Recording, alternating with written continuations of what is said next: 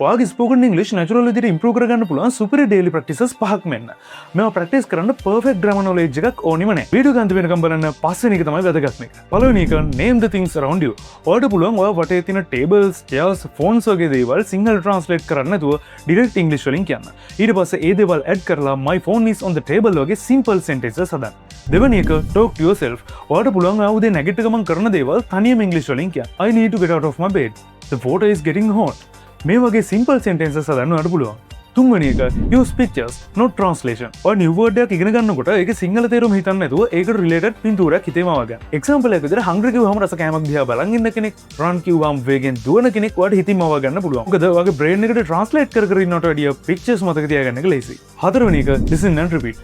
මෙතෙන්ද ඔය කරන්න ඕනේ easy english video එකක් හරි audio එකක් හරි අහලා sentence එකක් ඉවරුන ගමන් ඒක pause කරන්න. ඊට පස්සේ ඒ sentence එක ඒ විදිහටම repeat කරන්න. මේකෙන් ඔයාලට speaking speed එක මාර විදිහට වැඩි කරගන්න පුළුවන්.